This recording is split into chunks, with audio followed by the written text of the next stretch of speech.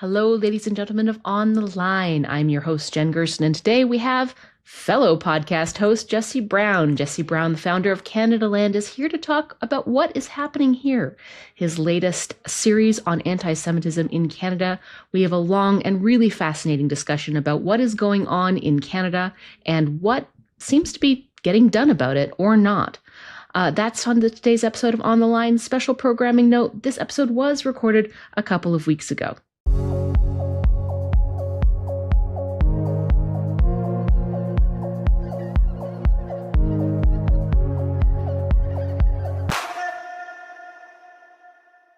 This episode of On the Line is brought to you by the Forest Products Association of Canada. Government can't control the global markets, but they can control the efficiency of our own regulatory system. It's been over 150 days since the Red Tape Review, and Canada's forest products sector is ready to move from intent to outcomes. We're advocating for practical fixes, like reducing duplication and improving coordination, so we can get projects built at the speed of business. With greater regulatory efficiency, we can better compete with the Americans and Europeans, grow jobs, bring more of Canada to the world, and secure a stronger Canadian economy. Let's get to work. Visit www.fpac.ca to see more. So here we are on the line. I am going to put my hosting skills to test because I am here with Jesse Brown of Canadaland to talk about his podcast series, What is Happening Here. Jesse, usually you and I have the roles reversed and you have to be the host and I'm the one who gets to just, fly in and be the person who tries to offend everyone. It's going to be a really interesting opportunity to have that experience reversed for both of us, I think. I feel so much more relaxed than usual. Usually I've got to get from here to there and make sure we do this. Now, No, you're just hanging out. It's all good. Yeah, just hanging so, out. As I was just saying to you off air, I wanted to chat with you about your podcast series with Canadaland. What is happening here? And firstly, I wanted to talk about it because I don't know if anybody in the audience has heard it. You should. It's really very excellent. And it is an overview of just, for lack of a better term, the rise in the normalization of anti-Semitism in Canada, particularly since October 7th, as I think is safe to say. And there's a lot of personal history that I really want to delve into here and why you wanted to create this series. But firstly, I just wanted to tell people that they should listen to it because especially for someone in Calgary and who isn't exposed to the daily news cycle about what the Jewish community in Canada is facing, it was quite an eye-opener. And to be honest with you, even I was quite shocked by some of the stuff that you were reporting on in that series. So I want to talk a little bit about the regional divide and different experiences. But first, I want to ask you, why did you think that it was necessary to produce this series? Because of the gaslighting. After October 7th, it seemed very obvious that lines were getting trampled over and that something had changed in terms of, well, I'll back up a second. I didn't know at first that something had changed. This is not a new issue. The progressive movement against Israel is not a new thing. The lines were established. This is a movement against Israel. It's not against Jews. And that came with it for many years, a set of codes, a set of practices and norms as to what was acceptable and what was not.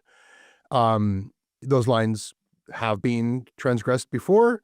And in the kind of normal day-to-day act of just like being involved in the discourse, one might point them out in the same way that as a media reporter, I would point out when, the National Post published something that felt really anti-Indigenous. I'd point it out and there would, be some kind of a discourse as to whether or not across the line. Sometimes they would change it or apologize or correct it. We kind of had a common language that everybody kind of ascribed to.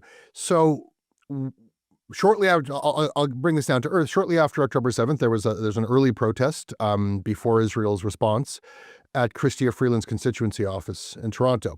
perfectly appropriate place, I would say, to protest.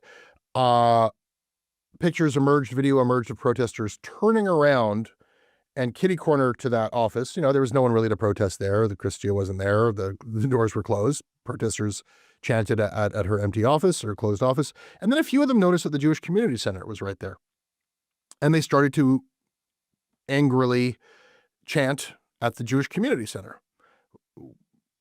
Not a lot of them. Nobody burned anything down. Nobody beat anybody up. It was just a crossed line. Like, no, you're getting it wrong. Somebody's confused here. It's not the Jewish community that you're after. And that's when I realized that something had changed, because when I pointed that out, people were very forceful in their responses to me, very forcefully shouting me down. And it was a pattern that I would later see repeated again and again. The first thing is, you're getting it wrong. This didn't happen. Like somebody took the picture at a certain moment where it looks like they're picketing the JCC. They weren't really well, then more pictures emerged in video that they were picketing the JCC. They were actually chanting at it. All right, sure, but I've now Googled the philanthropist whose name is on that Jewish Community Center, and he is in fact a Zionist. So this is an appropriate target. So kind of creating the case. It wasn't happening, and it wasn't happening, and the fact that it happened was totally justified. Yeah. And then the third line of defense, which is, why are you propagandizing for Israel? You Hasbarist, you Zionist. How much are they paying you? I think this is, kind of like, I was taken aback. It was different than things had been in the past. And that became kind of the MO for things going forward, that every time, and they happened on a more and more frequent basis, as Jewish businesses were vandalized, window shattered, and synagogues, same thing, and like gunshots at Jewish schools, and then came the murder plots, bomb threats, it just got worse and worse. And that response became the kind of like, you would have to kind of go through this gauntlet of, you're lying, it never happened. How do we know a Jew didn't do it? That was a common one too you'd have to face. So I found myself embroiled in these like ugly Twitter arguments. Sometimes it's like, not worth it. It's just an anonymous account or a couple hundred of them. But then there's like people I knew, and it really went from something that like, it took me by surprise, the extent to which this kind of shook me and made me question, like, are we all operating out of the same reality, the same playbook? A lot of this was conversation with journalists. I thought we had a shared process of verification, whatever our different opinions might be, like something happened or it didn't, or to yell, go back to blank, to yell, go back to Italy, go back to Africa. Like, we always knew that's a racist thing to say to anybody of any kind of hyphenated ethnicity or nationality. And no, not in this case. That's not. It's acceptable to say go back to Europe to Jews, whether or not their ancestry is from Europe. Like, just it compounded, and things kind of got really out of control. And there was an ad hoc cancellation campaign against Canadaland, and it was persuasive to people who work at Canadaland, I think, to some of them. And it very quickly became kind of a consuming part of my life, and a really unpleasant one. And to answer your question about like why make this series, for a long time I didn't think I was going to. For a long time I realized that for my own sanity and the sake of my own business, I had to step away from this conflict, and I did so. And the months passed, but the world keeps turning. It's not about me and my narrative. These what's happening to Jews in Canada and around the world kept happening, and as a journalist, I felt like this story is not going told. There's a certain kind of coverage that you'll read in the National Post. There's a certain kind of recognition you'll get from like politicians when something terrible happens, thoughts and prayers kind of stuff. There's statistics and whatnot. But just hearing the voices of the people this is happening to, as a basic act of like journalistic documentation, but also I did want to go out and find out if I was losing it, because so many people were telling me that I was, and that I was getting this wrong, and this wasn't really happening.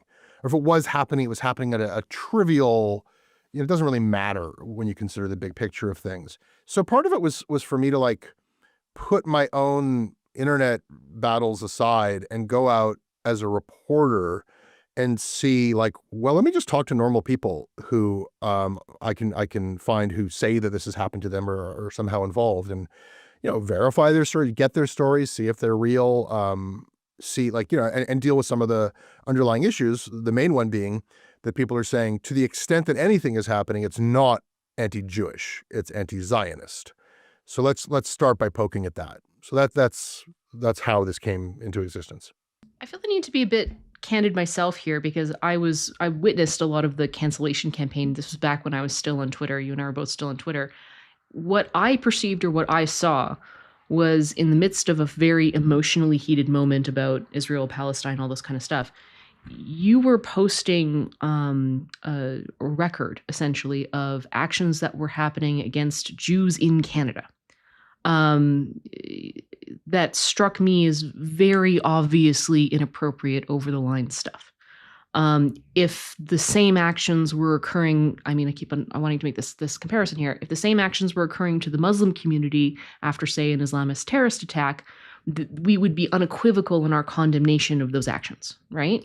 Yet it seemed to me that when we were talking about Jews, suddenly it was this idea of collective responsibility was acceptable. And I found that to be a double standard, and I found that to be horrific.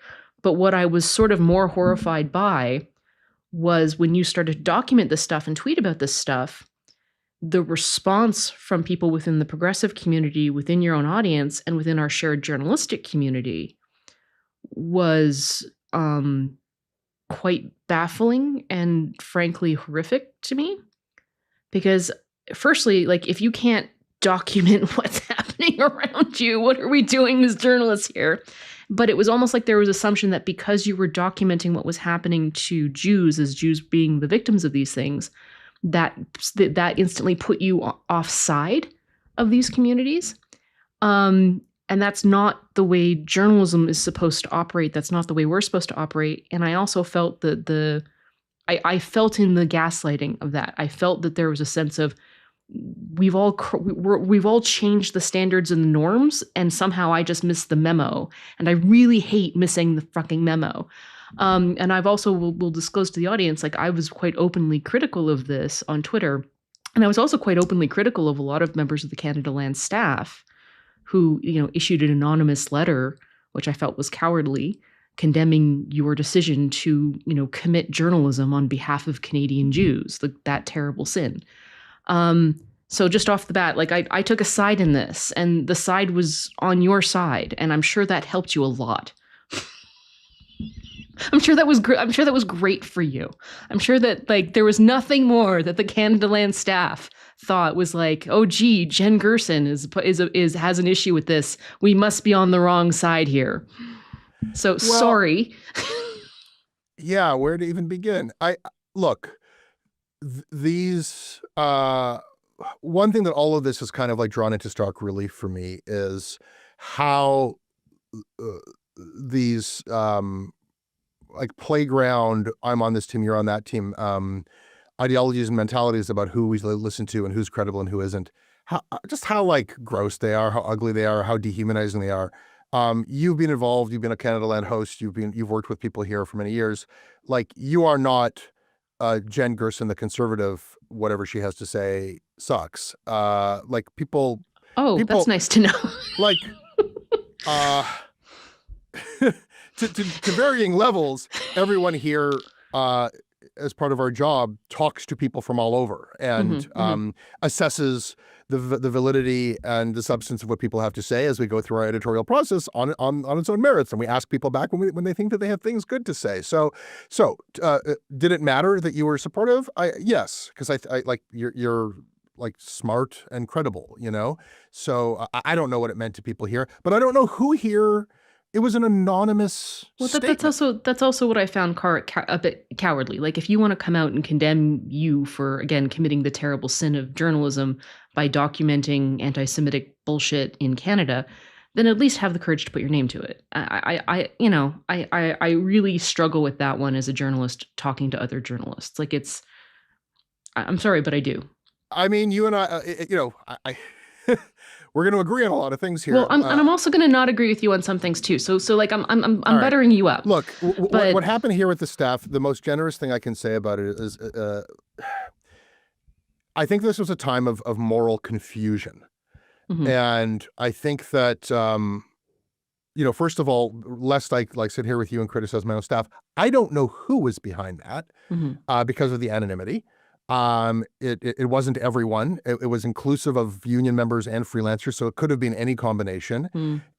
And I don't even know what they, if you read the statement, it did not feel like it had much to do with me. It didn't make any demands of me. It didn't ask me to change my behavior. It was a communication to the world. This boss of ours, we don't necessarily like what he's doing either. And I don't know, I did not feel that it was about much more than we have to say something because every day people are coming online and saying, how can you work for this guy? You're obviously enabling and complicit with his Zionism. And people felt like that had to be responded to somehow. I will agree with you that the anonymity was a problem. It was a problem for me because, look, I've given journalists anonymity when quoting them in my reporting about like toxic workplaces.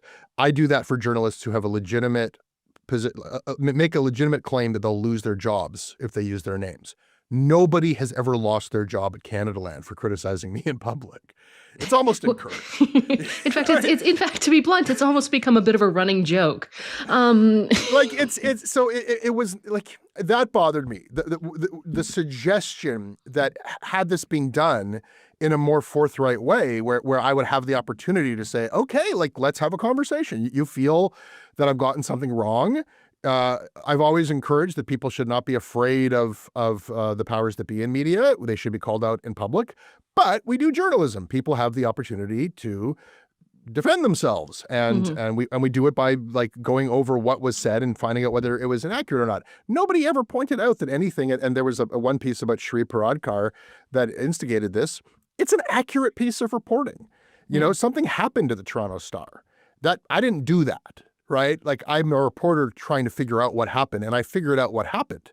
Somebody who had a very high profile position that was very controversial. Shri had this racial ombuds editor role that Rosie DiMano protested, and that was very controversial within the newsroom. And then the editor-in-chief of the Toronto Star said, this position is no longer tenable. And something happened to move it into the union. That's a story for Canadaland. That's a story that I'm like, I want to find out what happened. That's the kind of like petty newsroom bullshit that we're all here for. Like we're good.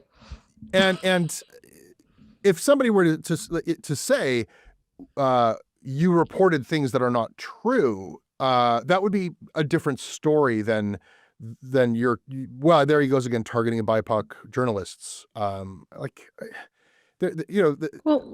would love the opportunity to speak to somebody who is willing to actually sit down with their name and have this conversation, because I'm open to hearing like the other side, but I've never heard it articulated in any way that is compelling or even like factual. Like what I've heard from some people is like Jessie invented this story because she didn't actually lose that job, which is not true. Well, I will allow Shri Paradkar to defend herself in this particular ongoing dispute. That's her business. I'm not going to speak for her. And of course, we asked her to and did not receive. Sure, that's fine. Yeah. I mean, the thing I wanted to get into more deeply here is that you and I both, run independent media companies. I co-founded The Line with Matt Gurney, and we're both regarded as being a little bit more on the conservative side, although we try to be like sane conservative. Like that's kind of our shtick. Irreverent, but not crazy conservatives. And you think that sanity is part of your brand, like a really sober. That's a fair point. That's a fair critique. Maybe, but if I'm insane in a funny way, not like a fascist way. You know what I mean? Agreed, I'm the good kind of insane. Canadaland, I don't think you guys started out as having a particular partisan bent per se. I mean, as you've noticed, you hired me to be a host for a number of years. But I think it is safe to say that by hook or by crook, your audience did grow to be pretty progressive. I mean, I would say that as someone who was the token conservative on Fight Club, also known as Oppo, like the pushback that I got on Oppo was, sometimes fair because I would fuck up, but a lot of times it was personal, directed, nasty, very schoolyardish, almost bullying and harassment level, because the audience that I was being exposed to was a left-wing audience, predominantly a progressive audience. And almost all of that went away when I left Oppo, right? So like that was my perception of your audience. Your audience did have a certain bend, a certain kind of downtown Toronto, Montreal kind of reflexive, lazy progressivism, I think, would be kind of how I would classify the Canadaland audience. I would classify the line audience differently, but both of us suffer from the same problems of audience capture, where we struggle and push back against this idea of, we know what our audience wants. I know what kinds of columns I can write that my audience is going to eat up and go viral. And I have to constantly check myself to try and make sure that I'm not giving them too much of that I'm serving my audience by not pandering to them.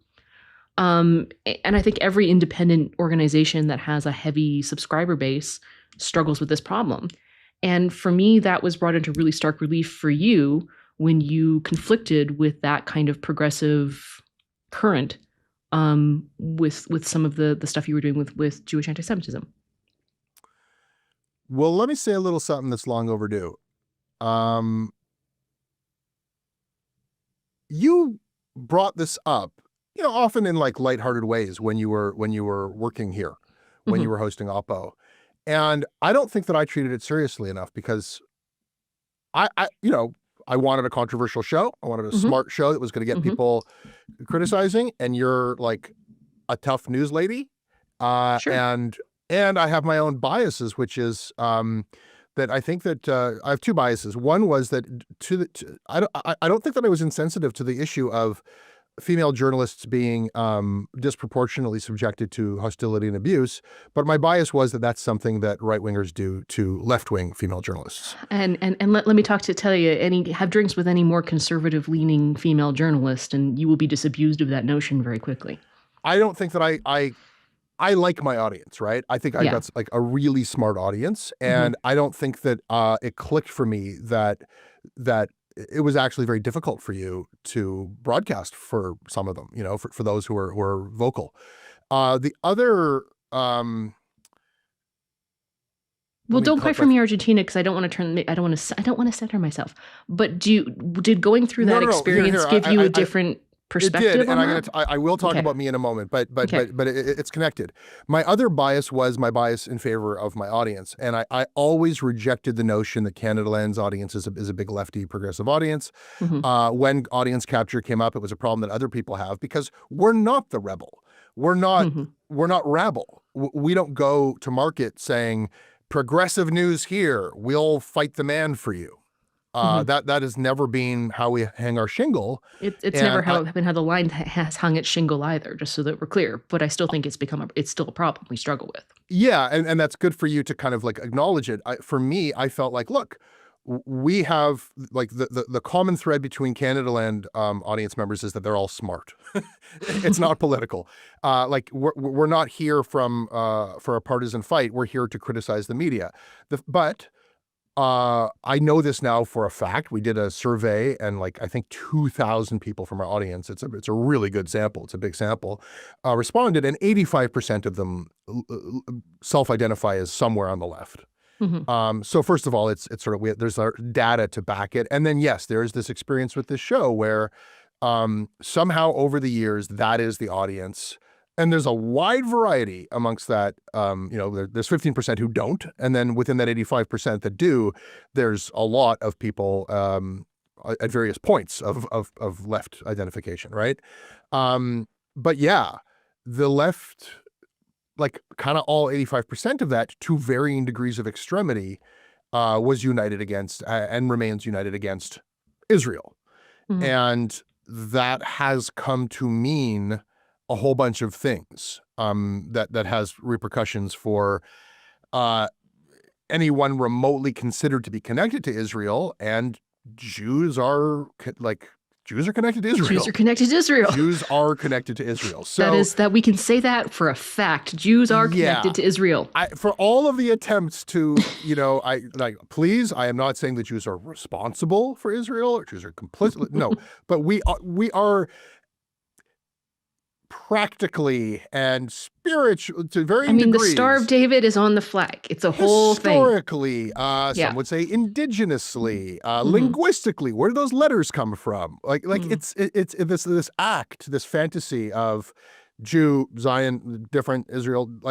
No, we're going to have to deal with some complexity if we don't want to just go full force into hating Jews to figure out where these lines are.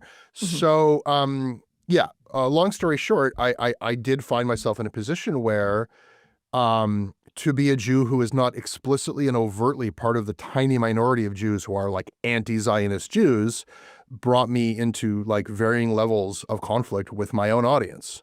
That happened. And what surviving that was but we'll talk about that. But I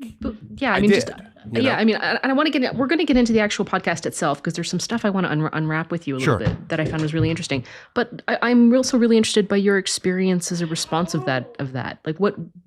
What have you taken away from that? Where is your empathy grown on that? What's been your are you a little bit more sympathetic to us monstrous, heartless conservatives now? Where has that changed your political position on some of this stuff? I don't on which stuff. My bias is that I was talking about earlier. I think I've come right up against, and I think treating people like shit, and specifically women like shit, is not isolated to the right. Oh God, no. No, I think that that's a universal human constant. Yeah, and self-righteous, terminally online dudes are just as likely to make women's life, or anyone they perceive as their enemy online. Though there is a misogynistic, gendered aspect to it when I think it's exaggerated in those contexts. But they can be awful. People can be really shitty. And I would say I do think there's a slight different tone and tenor to the right wing abuse as opposed to the left wing abuse. As someone who has occasionally witnessed both of it, I do think that to some extent the right wing abuse is more direct. It's just when it comes, it's much more overtly and unapologetically misogynistic. Whereas I think that sometimes when it's coming from the progressive, it's smarmy and coded. Well, that I may be able to relate to in that because so much of what is to anybody who's remotely familiar with what Jew hatred looks like, you're oh God, that is a disgusting anti-Jewish sentiment. When it comes from somebody on the progressive left, it comes in the form of righteous indignation. Yeah. And for your I'm not anti-Semitic. You are a Zionist, a monstrous genocidal Zionist. It's and often making all of the usual allusions to Jewish conspiracy and Jewish money and Jewish media control, and it's laden with all of the tropes, but it's just got that extra little whiff at the end. And by the way, I'm proud to be saying this because you're a monstrous piece of shit. It twists the knife in a way that's has a particular, I feel from the right, there's almost this more I'm just the joker. I'm just a chaotic joker. Yeah. And also having a laugh. And the left also, is I'm a hero who's actually I'm actually morally obligated. I'm morally obligated to be shitty to you. The other thing that I would just also notice is that there's something about, it doesn't, when you're dealing with someone who's just straight up and not hypocritical about their misogyny or their anti-Semitism, it doesn't hurt as much because it's oh, you just don't like women. Cool. Fair enough. Whereas sometimes when it's coming from people who are within your professional group, or it's coming from people whom you actually share a lot of values, that makes it hurt more as a human, because it's it's actually coming from actually, you and I aren't that far apart on most issues, or you and I, we work together. And in some cases, it's you came to my wedding. You know what I mean? What we're Facebook friends. Why have I become the enemy all of a sudden? That is a much harder thing to deal with emotionally than rando bot 566 Andrew Tate dude. Yeah. Look, I've been denounced as something, monstrous by thousands of people at this point. There's like 4 or 5 that I think about. There's like 4 or 5 people who I feel hurt to this, and then there's sort of the wider sense of like, okay, then there's another like 100 or so who were like, oh, we were like kind of colleagues and part of the same, like, and those sting too. And then the long tail of it, the other like, thousands, you don't really think about much. I do, I'll tell you, there's one person who I actually appreciated their statements because I was involved in like maybe my like 100th Twitter thing about like was this a targeted bit of harm against Canadian Jews, or wasn't it? And people were denying it and arguing. And this one person who I know said, I don't care. I don't care if it is or it isn't. I care about what's happening to Gazans now. That's what I care about. And I don't care what's happening to Jews right now. And I was like, you know what? That's way better. That's way honest. better for me. Yeah. That's honest. Okay. Like I don't have that choice because I'm a member of this very small group, under 1% of the Canadian population, that this is happening to. I don't really have the privilege. And it's interesting to me that the Jews who do feel like will make that argument that this doesn't matter because it's so insignificant are not connected to community, and like they tend to be people who don't have kids who go to a Jewish school or to a synagogue. I'm not trying to play who's more Jew than who. I have a pretty expansive sense of what makes a Jew. But some Jews are vulnerable to this stuff and some Jews are not, So you don't really have a choice if it's like your school that's getting shot up or your synagogue where people are getting, or, I have family members who are at a place where somebody had a bomb and was like, I have like people who are like, murder, like intended murder victims in close to me.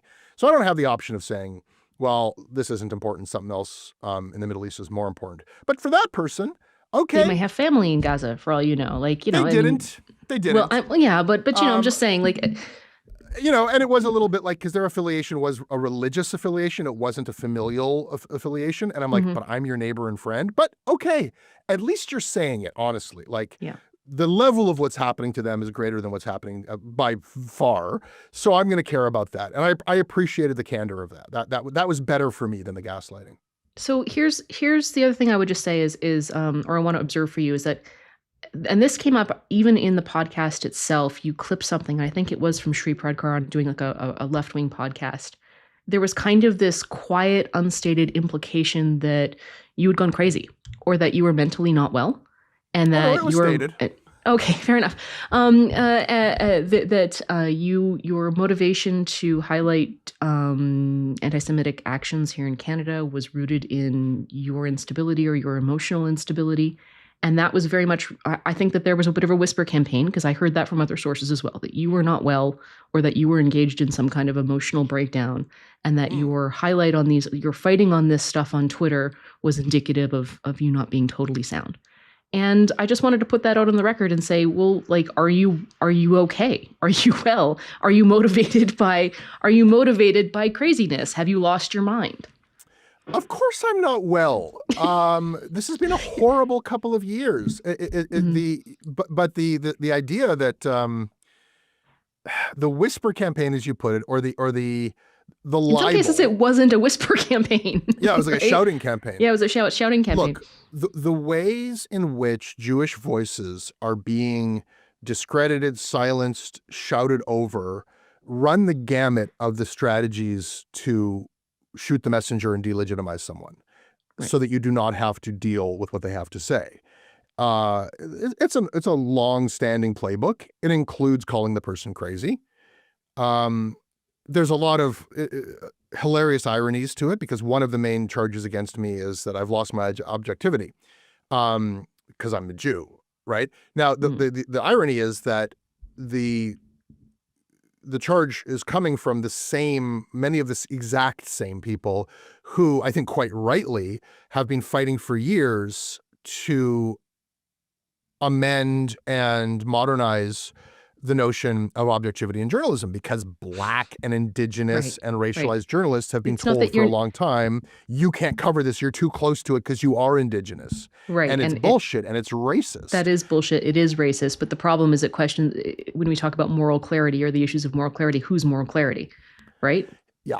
And the insanity charge was like, well, look how emotional you are. Mm-hmm. Look how filled you're. Look, you would say to the angry Black person, mm-hmm. You're obviously too close to this, so you've lost it, So you're taking the fact that people are harmed by these types of abuses and disqualifying them on the basis that they've been harmed. Sorry, you can't talk about the harm because you've been harmed.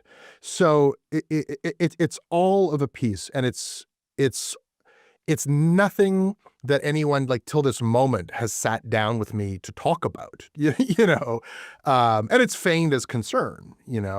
Are you okay? It's a way of undermining people under the auspices of weaponized care. Yeah, so that's right. And it's smarmy and ugly, and it's a lie, right? It's not true. These are not people who care about my mental health. Mm-hmm. But it did play a role in me, because I was shook. I was like set off of my balance from this. And the path back for me was the path of our trade. It was put on your boots, go outside, start asking questions, see what's real. Like that's what offends me more than anything, is that we I don't know what we're doing in this shared profession or whatever the hell it is. If the extent to which we've allowed opinion and partisanship or, to come into this, or acknowledge that it's always been there, has overtaken the basic role, responsibility, service that we have. It's not about me, my opinion, or whether I'm this or that, but like to go out and find out what's happening in the world and tell you about it. Mm-hmm. And if somebody wants to challenge that, then they ask like, okay, well, how do you know that? Let's go through your sources. Let's go through your process. If we're not doing that anymore, I don't know what the point is. So that's also what led to the series, and why it was a far better thing than fighting on the internet. Yes, it definitely was more productive than fighting on the internet. So I applaud you there. There were two interviews in this series that I really want to dig into a little bit. One was the interview with Dave Meslin, and the other one was the interview with, I believe, Moaz Zaman. Is that his name? Okay.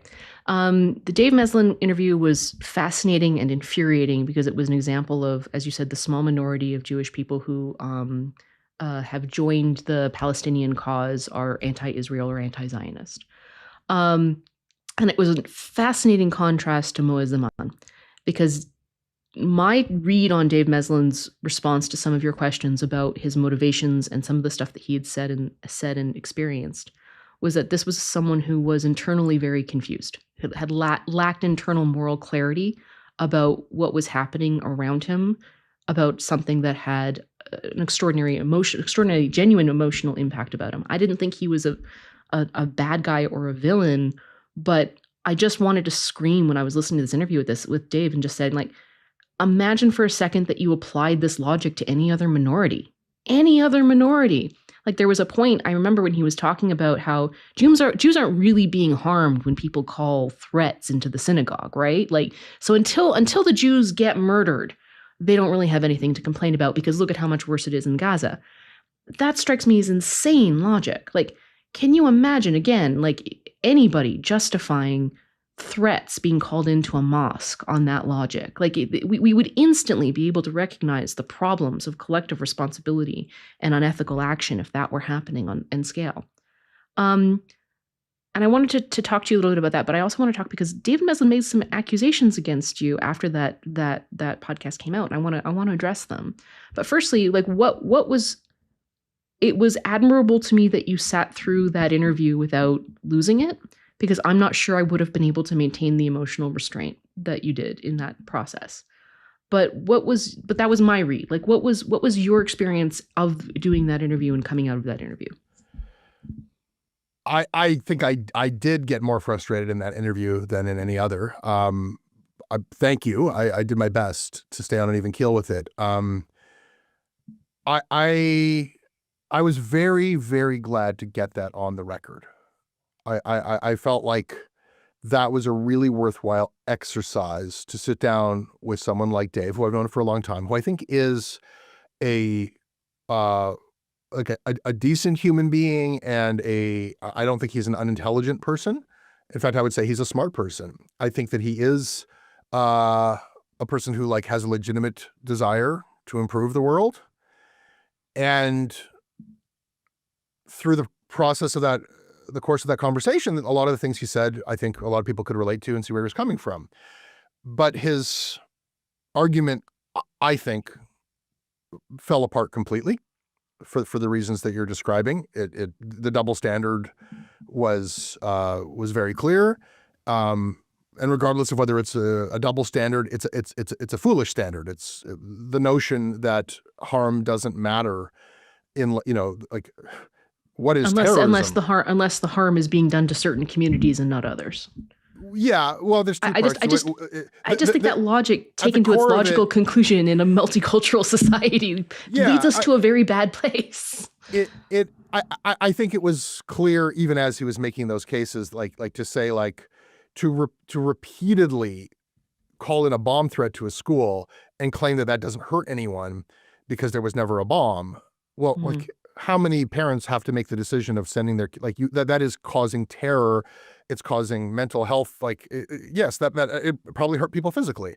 Then I pointed out, well, people have been hurt physically. And then his argument became, yeah, but nobody's been killed yet. I'm like, well, not in Canada, but they have been killed in Manchester and Bondi Beach and in the States. And also how many people need to be killed before we acknowledge that this is over the line? Because the goalposts are always moving here, right? A child knows this. And then it moves to, okay, this is bad, but something is so much worse. And he had a whole analogy for that this is like, it's about a triage situation, was his analogy, that if somebody's hurt their thumb, the hospital's going to see the person who's got the gunshot wound to the head first. I think that analogy falls apart as well, because this is not a hospital. This is, we live here. And the notion that we can just turn our attention to this other problem and put our resources there, or that it costs something to Palestinians. Like, if we care about the Jew who is attacked on the street here in Canada, that's going to somehow come at the cost of Palestinians. Like, this, like, it's a silly argument, even if you don't get to the level of the double standard where you're like, I can't imagine you making that argument with any other group. And the only reason why you have the double standard is because you do believe that Jews bear some kind of stain because of what Israel is doing. Like, and that came out. And that's why I think it was a worthwhile interview. He said that the Jewish community has blood on its hands. I mean, he has some different definition of what a community is, I get. I didn't find it that interesting. It was revealing, but I didn't find it that interesting a conversation on the basis of the opposing arguments, because I don't think that there was much to that argument. What I took from that was a contrast between what happens in forums like this, where people discuss ideas and words, and what happens in forums like protests, where people are swept up into the passion of the crowd and the certainty. And, he spoke, if you listen to that interview and you listen to the way he speaks about the love and the support and the courage and the passion of these protests, and then you contrast that with the way he talks whenever he discusses Jews, the way his tone shifts, it's very revealing to me. And I think that sometimes we make the mistake, those of us who have this job of talking all the time, of discounting the power and the persuasion of those group dynamics. It puts us to shame when people get caught up in something. It just seems so damn true when you're on the street chanting with hundreds or thousands of other people, and you know that you're part of a global movement that feels the same way. It eclipses this sort of thing completely. So I thought that was worth, examining that contrast. Yeah, it was fantastic. And the other thing that I thought was very interesting about that is when I think about values, and one of the values that really changes my perspective on where this is the value of proximity. I owe something more to my neighbor than I do to an abstract conflict that isn't abstract to a lot of people. I grant this, but I don't control what Israel does in Gaza. I don't really have a say over how Hamas reacts to the IDF and its forces. I mean, I can be offended, or I can have issues, or I can disagree with this from a strategic way. But my primary duties are to my immediate neighbors, my immediate both Jewish and Muslim neighbors, to make sure that they are living in a healthy, vibrant, safe, and functional society. Like those are my primary concerns. That is my neighbor and my community. And then as challenges and wars and and famines and all the other terrible things that humans engage in become further and further away from me, my power to control and effectively instigate change in those outcomes is less and less and less, right? And so therefore my responsibilities shift. But it's what's interesting when I hear a lot of the Palestinian protesters talk in your podcast is the way that concept of proximity doesn't seem to exist in the same way, or the way that the values aren't rooted in proximity. And to me, that goes to the whole argument of, well, how in the world can I possibly care about the terror my Jewish neighbor feels when, children are having their arms amputated in Gaza? This is disproportionate. But where that logic falls apart for me is the issue of proximity. Your duty to your Jewish neighbor is much, much higher than your duty to the child in Gaza. Because I think you're exploring some key things here that are really worth thinking about, because I've been accused of being like too narrow-minded and like immediate and provincial, like, dude, don't you see what's happening in the world?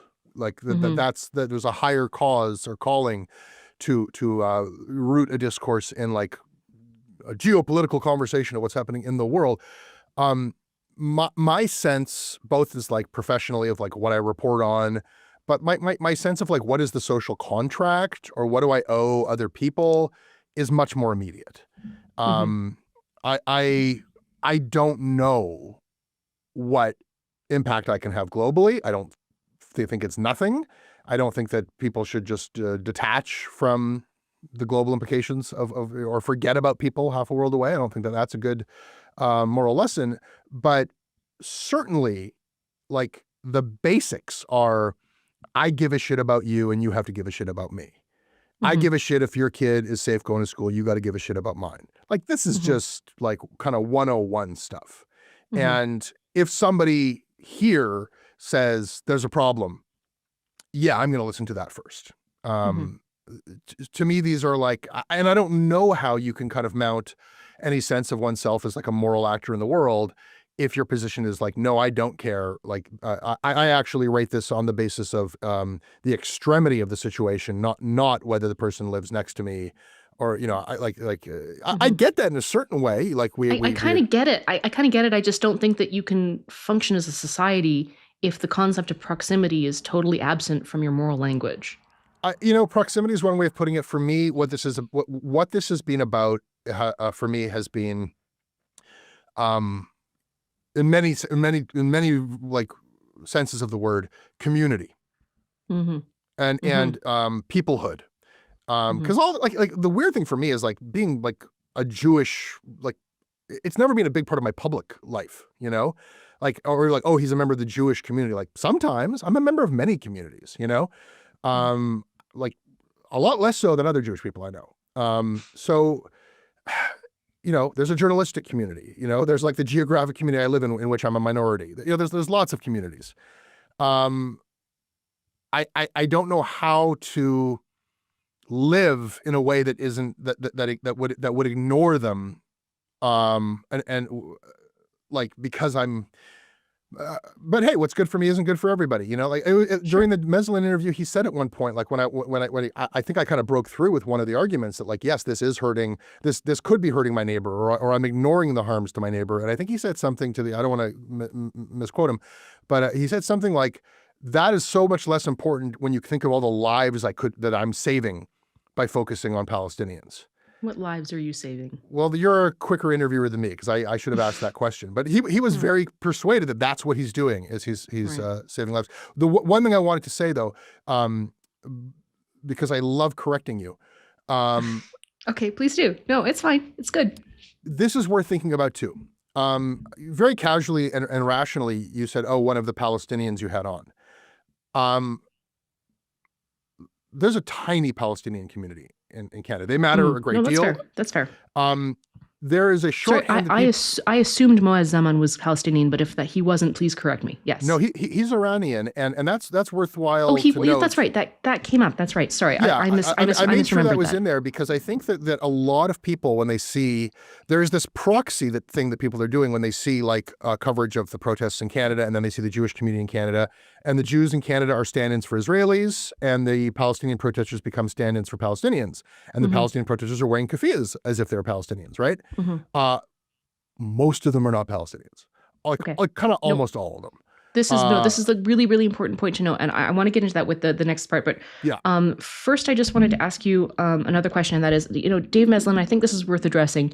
Dave Meslin did sort of put out this quasi-public statement on Facebook, accusing you of misrepresenting some of the things in his quotes. I've just got a statement right here, or I ought to. He said, earlier this week, Canadaland podcast released an episode that fabricated a statement from me and used that fabrication to frame a false narrative. The episode concludes with an anecdote allegedly from me about protests shouting anti-Semitic chants through a microphone at a pro-Palestinian event in Toronto organized by the Palestinian Youth Movement. The anecdote is a lie.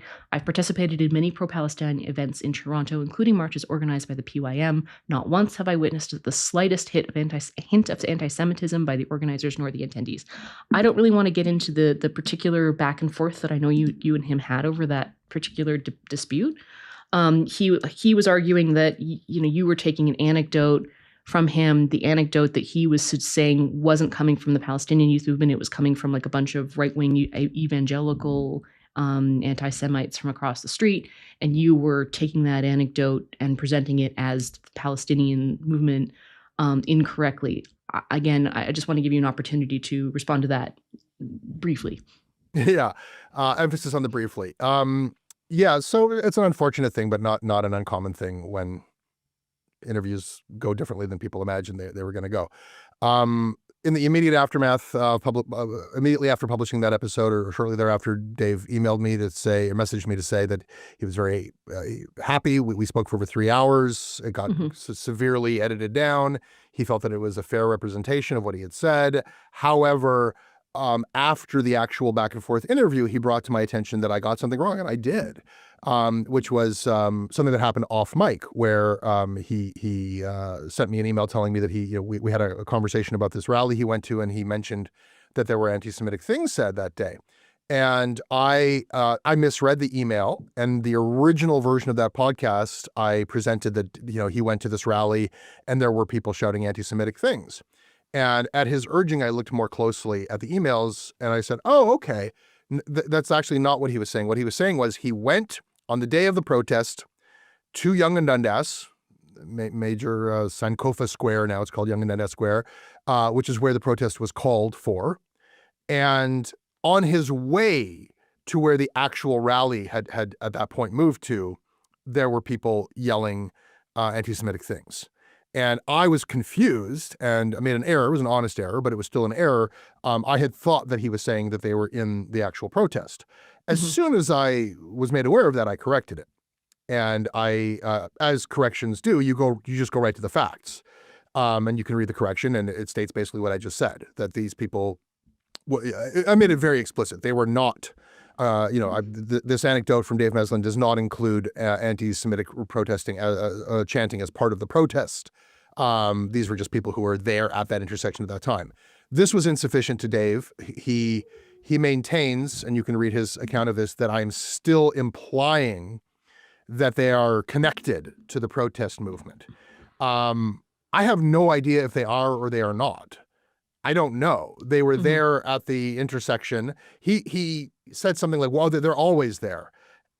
I've gone back a few times to see if they're always there. That these are, as he described them, like the Black Israelite group. They're certainly not part of the mainstream anti-Zionist movement. Did they show up knowing that there would be sympathy for an anti-Jewish movement because the protest was there? Did they just happen to be there because the protest was there? I do not know, and I limit myself to what I do know, especially when we're dealing with like the corrections. You don't want to have to correct a correction. Sure. He then went and presented that as fraud and lies. I think that happened at a moment when it was becoming clear to him, based on the response to that episode, that maybe the interview didn't go as he had hoped it would. Right. So that's and as brief as I can be about it. I don't want you, and I don't want to get dragged into that back and forth, but when I read that statement, I mean, this phrase right here, and again, I'm quoting the statement, "Not once have I witnessed the slightest hint of anti-Semitism by the organizers nor the attendees of," and again, I'm stitching the quote together here, pro-Palestine events in Toronto, including marches organized by the PYM. That does not strike me as a credible statement on its face. I mean, the idea that there haven't been anti-Semitic statements, marches, signs at literally any hint of it even, by any of these marches, I think that is not a credible statement. I just don't believe that. And I think that the reporting that you subsequently did in the episodes that followed up with that undermine any claim of that nature. You know what?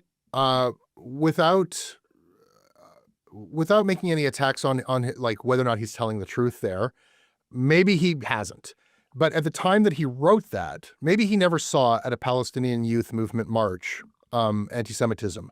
But when he wrote that, he was in possession of a message from Palestinian Youth Movement, which I provided to him, which was a call for a celebration of October 7th, which they published on October 8th. Let us celebrate the martyrs, something similar. They were openly celebrating the October 7th massacre. When I told Meslin about that, he was in disbelief. He said, "Are you sure they said that? Do you have proof of that?" "Yes, I do. I sent that to him." He did not quarrel with the veracity of that document, that they had celebrated October 7th. And he still went to a PYM march knowing that, and later, sent me the reasons why. So it's not that I don't think it's true that he hasn't seen anti-Semitism. I just don't know that it's meaningful. Because there has been anti-Semitism and lots of it. And he knows that because he's heard my podcast. Whether or not he personally witnessed it, who the fuck cares? Well, and this is where I want to get into the second interview, which I thought was fascinating. And I'm so happy that you did this with Moaz Zaman, who was, I think, not a leader, but but fairly high up in terms of the organizational structure of some of these protests. I think that's safe to say. He was provided to me as a spokesperson. Okay. He regularly gave speeches. He was handed the mic or the megaphone, and he was at the actual protests that took place for many weeks in a Jewish neighborhood. He was the guy on the mic. And then when I went to the organizer wouldn't talk to me. He was very polite and friendly, but said that he couldn't for his own safety. But here's our spokesperson. So that's who. And I found that interview enormously fascinating. One, because I found him to be, in many ways, much more sympathetic than Dave, because he was less internally confused about what he was doing and why he was there. But when you actually pushed him on specifics, particularly the specific of why are you protesting in Jewish neighborhoods, he was enormously, he was self-aware enough to be evasive and consciously evasive. When you pushed him on questions like, what do you mean by globalize the Intifada? What do you mean by the red triangle? What do you mean by these, by highlighting the chair where the Hamas leader was killed? What do you mean by this exactly? His default position was, well, you can't really control kids and crowds and activism. I don't believe in that. I don't think that's right. Or I have a different understanding or meaning of this. But, stupid kids and protests, they're going to say stupid things and blah, blah, blah, blah, blah, blah. And I think you very effectively nailed him on some of that. And that is, well, what have you actually done to push back and challenge that? And while I was listening to you talk about this, I couldn't help but remember, and I don't want to relitigate the trucker convoy, but the trucker convoy stuff. The entire movement of the trucker convoy was cast as, a fascist right-wing insurrection because one confused dude was holding a swastika at that flag with the intent of trying to say, oh, Justin Trudeau is a Nazi, blah, blah, blah, blah. So the intent wasn't to lionize the Nazis. But he very stupidly waved this flag around, and then the entire movement gets cast with that. And yet, when it comes to the pro-Palestinian movements, it seems to me like a lot of the people on the left will go out of their way, will try themselves into these rhetorical knots to say, well, globalize the Intifada doesn't mean that. The red triangle doesn't mean that. And I'm sitting here going I know what globalize the Intifada means. I'm 40 years old. I remember the Intifada, at least the second one. I know what's intended by that statement. I didn't choose that language. The people marching behind that sign didn't choose Palestinian solidarity. They didn't choose a phrase like freedom for Palestine. They didn't choose a phrase like Palestine will be free, they chose the word intifada. You have to ask me to be willfully blind and dumb. I don't know whether or not you're being disingenuous. I don't know if he's being disingenuous, but you have to ask me to be willfully blind and dumb to not believe that that is a call for violence against Jews or Zionists in places that aren't Israel.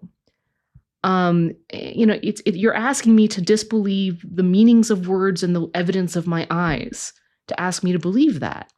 And this goes back to the gaslighting conversation that I find so frustrating about all of this. But, Globalize the Intifada is probably a podcast in and of itself. but what was your experience of interviewing him? And did you find that his evasiveness on some of that stuff frustrating? Or was it honest for you? Let me talk about this whole multiple interpretations of these chants. And that discourse for a second, then we'll talk about Moaz.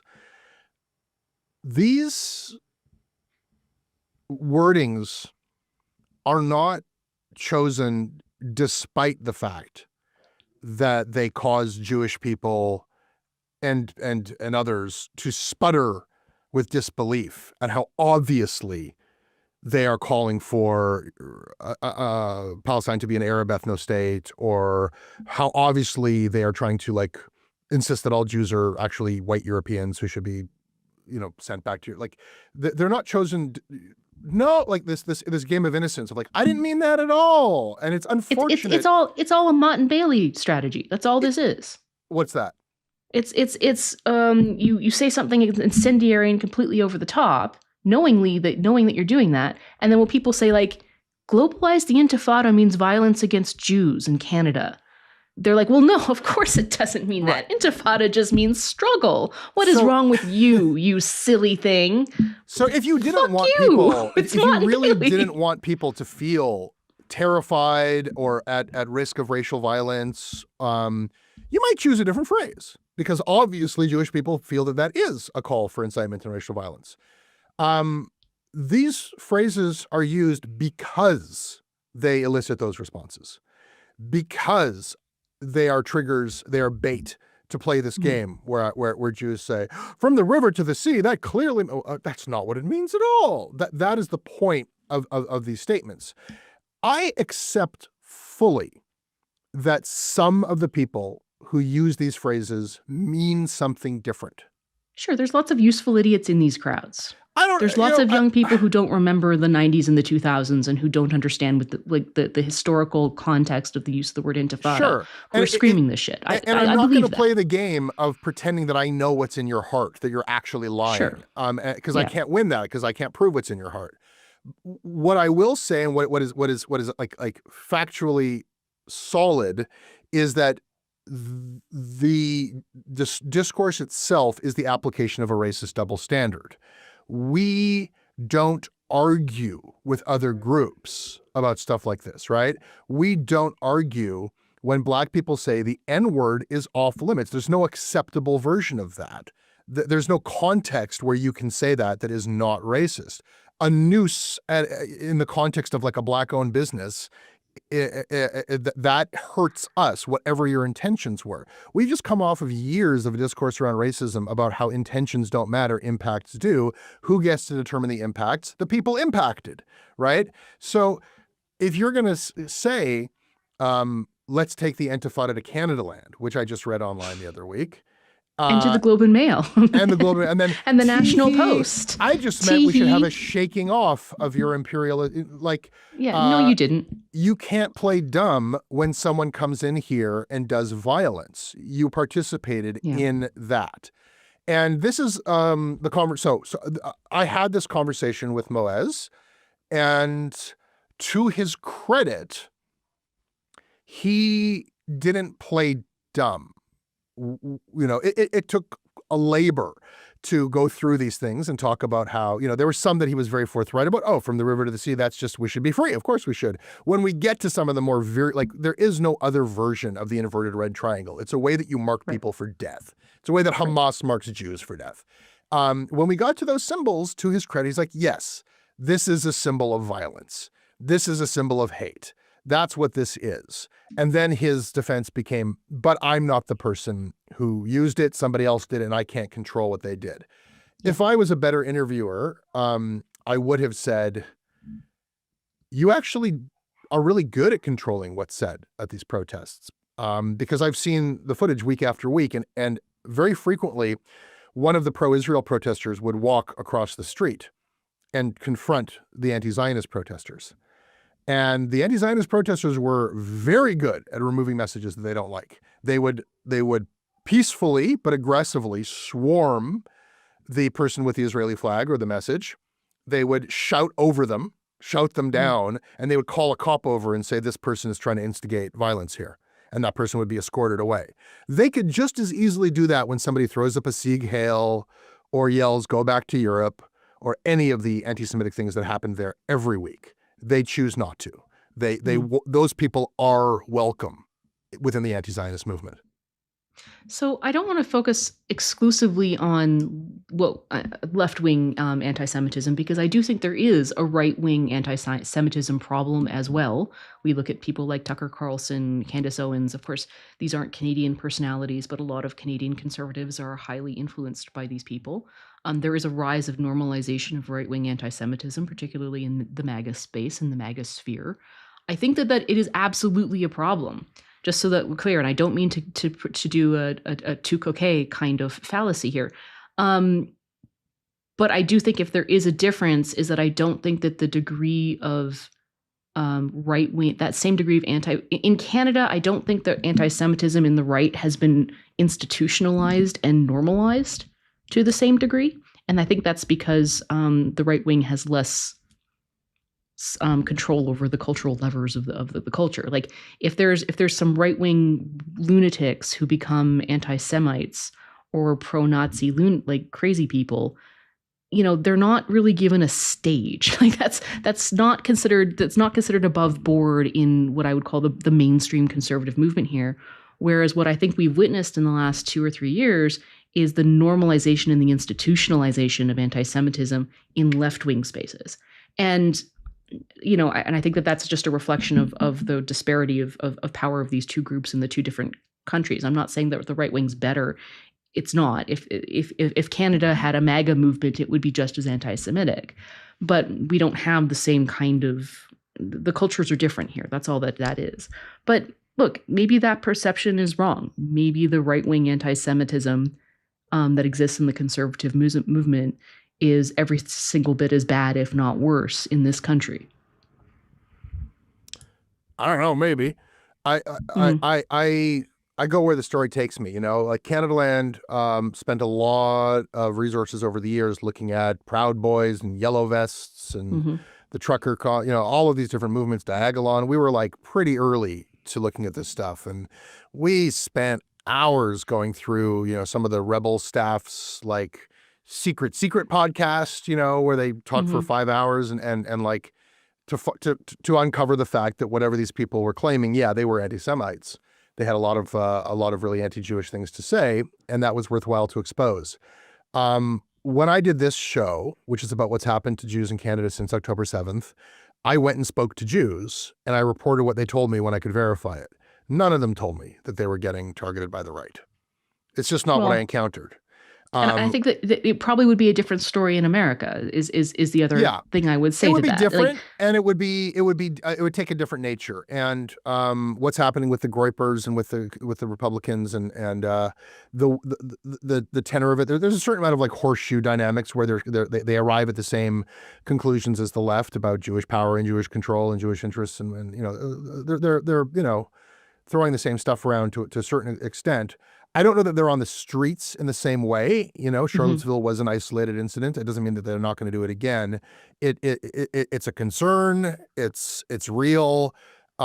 It's not the problem right now, in Canada. And the Conservative Party has not, allowed that in the way that the Republicans have. There hasn't been there hasn't been a Groyper movement in Canada that I'm aware of to any, not that I'm aware of, which is not to say, not to undermine the Proud Boys or the Diagolon, or like there are those, but those still strike me as very fringe elements. They are, and I'm at a point now where like there are like, I don't mean to overstate their influence, but there's some very online journalists in Canada who it's kind of their shtick to like talk about the Diagolons of the world always and only. And, I do see it as an audience capture thing where that's just like, the audience understands it, that it's a bad guy that they know how to hate.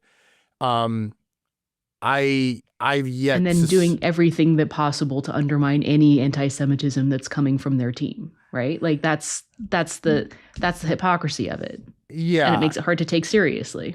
Yeah. It does, and it's infuriating that gets relied on. Oh, see, I do care about anti-Semitism. If you only care about anti-Semitism when it's coming from the right, you don't care about Jews. No.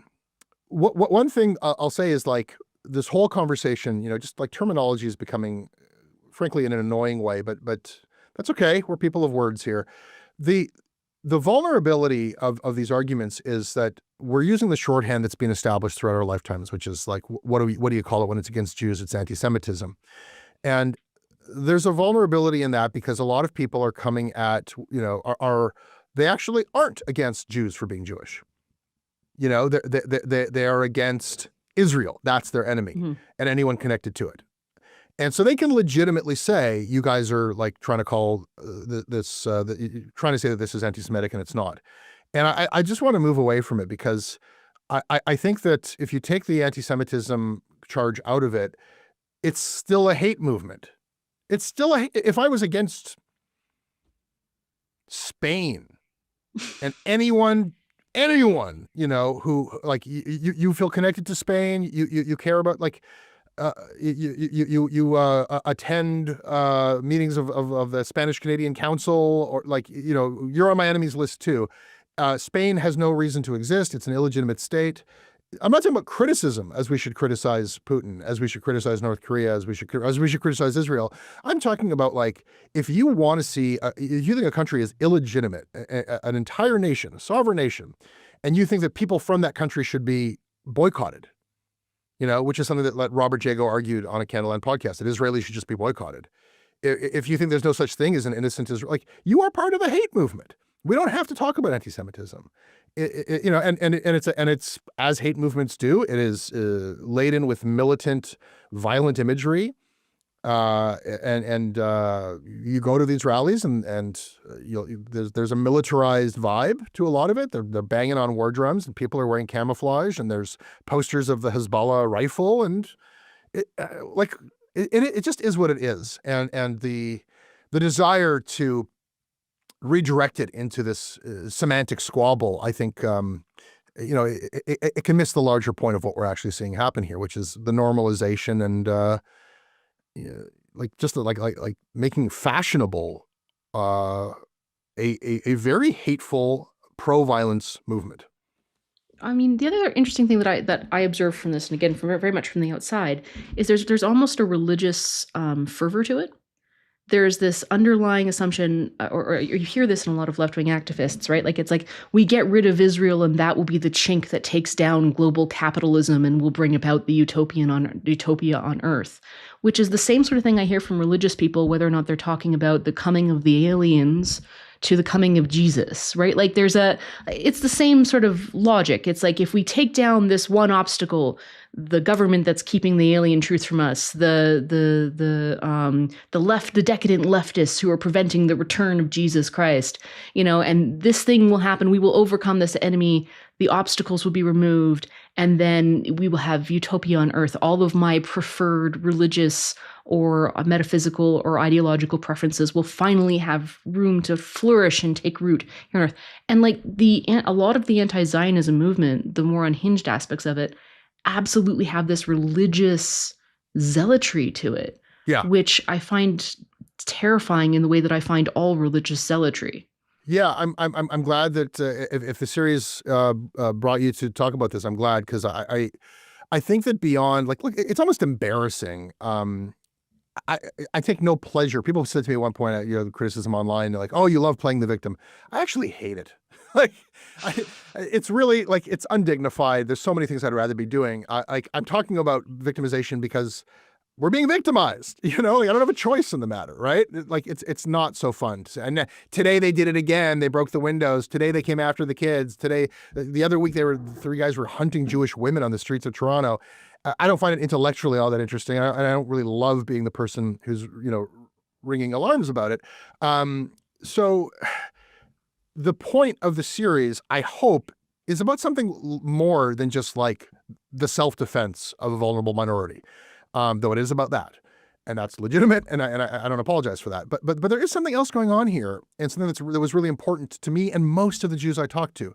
We are really terrified for the non-Jews who we see getting swept up into this.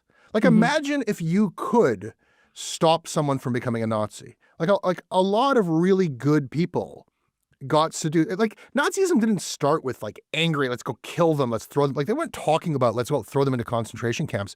People were inspired. People felt a moral obligation to do it. People felt like it was exciting. You go on the streets and it was intoxicating. I saw just the other day it was referred to as like the Omni protest. It was the Omni cause, the Omni cause, and the same people were coming out, and they still had their Palestine flags, and now it was about Venezuela, right? And it is this magical thinking. It's an extension of the magical thinking of, I think, some of the big mistakes of Palestinian leadership when people say Palestine will be free. Okay, great. I actually want that. How do we do it? And there's nothing. There's like Israel will just choke on its own evil one day and die. I don't know of a sovereign nation of millions of people that just forgo their sovereignty. It's not going to happen like that. Canada might, but that's another conversation. If you fail to actually break it down to what happens tomorrow? No, it will fall. Right. So we're seeing an extension of that magical thinking, complete with glorification of martyrs. Extending around the world and being original applied. Sin. Yeah, and that is part of it as well. That essentially to be a Jew is to be born guilty. That you are that you are born, as Meslin would say, with blood on our hands for being a member of the Jewish community. This type of thinking is taking root around the world, and people who can't really explain why are increasingly of the belief that and that's why people were so excited by October 7th, because for a moment it looked like Israel could fall. And there was this notion of like, oh, this whole thing could come tumbling down.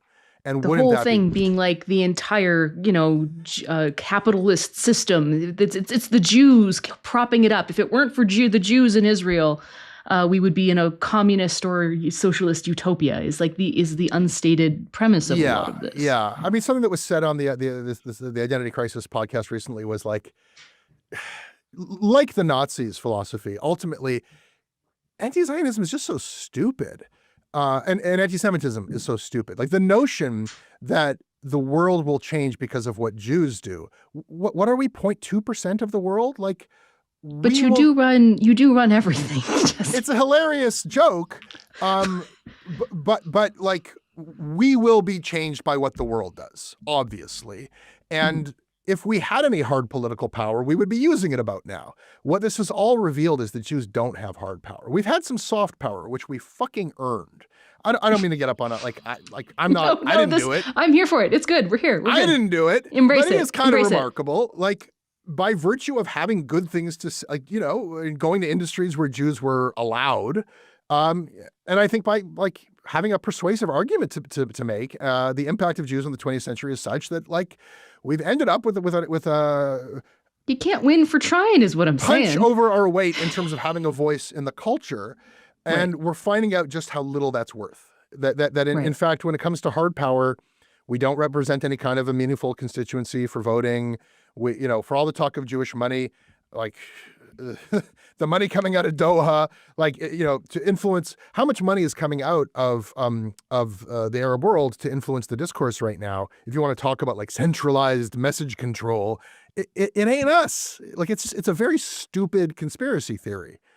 I mean, I'm just saying, like, maybe you wouldn't be at a perpetual numerical disadvantage if you were a little bit bigger on letting people into the tent. I'm just saying, take a lesson from the Christians, proselytize, bring people over, convert. That's kind of half your problem. It's really attractive now, isn't it? I'm just saying. Just saying. Everybody wants in now. Maybe I'm okay. All right, but longer term, maybe making it so hard to get in the club was not to your long-term strategic benefit. Maybe not in the terms that you're describing. I don't know. We always seem to stick around somehow.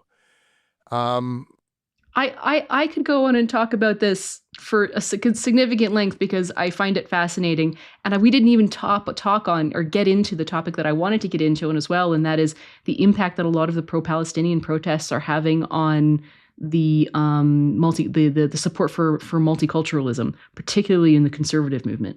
Because I mean, you touched about that in one of your penultimate podcast here, but I do think that for a lot of older people and even for some younger people, seeing people get away with openly advocating for violence against Jews, targeting their neighbors, targeting their Jewish neighbors, is making people rethink multiculturalism and really rethink immigration and really rethink whether or not Muslim communities or Muslims from other parts of the world can integrate into a Canadian society. I'm not saying that is a correct argument. I hear you. I'm saying that is an argument that I'm hearing from conservatives more openly now than I've ever heard it talked about in the past. Well, it's unfortunate, and I spent many years. Before he became somebody I wouldn't talk to, I sat down with Ezra Levant and essentially said, like, why are you dedicating your life to frowning at the mouth at this minority? They haven't done anything in Canada. Like that, like we don't have an Islamism problem in Canada, which was true at the time. There had been no attacks here. I think that it's simply true to say that Muslim integration into Canada has been a tremendous success. Like a lot of people have come over here, and they're friends and neighbors, and they're like it sounds ridiculous to even have to say it. Like they're good people. Like I work with Muslims, and I see more in common with their stories and the trajectory that they're having in Canada than I do with a lot of white people. We need to see something change right now in terms of what used to happen with Muslim leadership, where there was some kind of moral authority beyond the guy with the megaphone at the protest. Mm-hmm. And right now, I think that like leaders, like Canada's leaders themselves, there's an unwillingness to say that doesn't represent us. That's offside. That's not okay. Because the tenor has gotten so angry and hostile and aggressive, and you'll have to deal with so many people shouting you down if you say that. And in the absence of that, some of the most virulent, ugly and racist voices are seizing, falsely, I think, the mantle of like, this is what Muslims are about in Canada. It's still a tiny percentage of people who are saying these things or doing these things.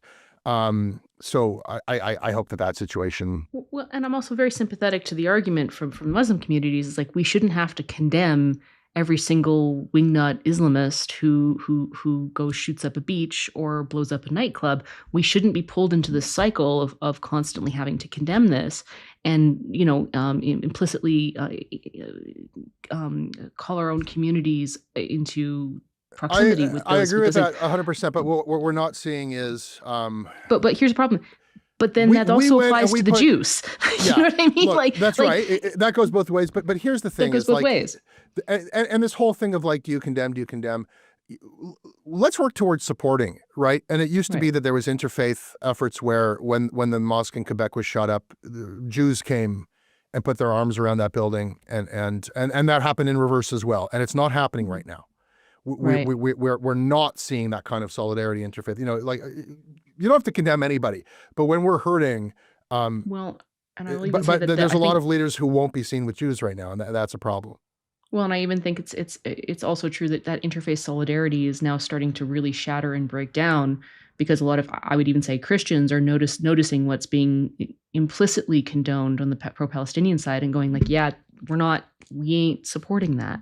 So, I mean, I don't think that leads to harmony in a multicultural society where you're going to necessarily have disagreement and difference on policy issues and, different perspectives on what's happening in foreign affairs. So, I have never seen, as I said, I've never seen more openness and willingness to discuss whether or not Canada should continue to be a multicultural nation or whether or not that was a wise move among cultural conservatives than what I've seen in the last year. And what I'm seeing from the pro-Palestinian protests is driving that, a lot of that. Yeah, I think that the majority of people are not on board with that anti-Zionist rhetoric, and they need to speak up because this country is about multiculturalism. And my experience, to get back to the audience capture thing, like, yeah, I lost 15% of my audience, but I kept 85%. And 85% of that 85% lean left, right? And they stayed. Right. And they were replaced with new people who came. So I think that's an allegory. I think those metrics kind of like mirror the country. Most people here don't want to turn on their neighbor for fucking what? Like, why should Canadians be at each other's throats about what's happening in the Middle East? It doesn't make any sense at all that we should have our social fabric frayed and people getting hurt over this. Doesn't make any sense. And I think most people feel that way. And they've just been on their back heel because the vocal people have been angry and passionate and filled with rage and moral indignation. And they've created a discourse that's kind of impenetrable or designed to be that way. But I kind of want to get off my back foot in making this series. And I think, like, hopefully come up with, like, just through reason and stories and people, arrive at a language that can be applied to this so that people can kind of think and work their way through it. All right. Well, I think that is a wonderful out. Jesse, I feel like you and I could probably talk way too long, but I really enjoyed that conversation. Thank you very much for joining us on the line. And please come back and talk to us again. It's all great. Thanks for your interest, Jen. This is fun.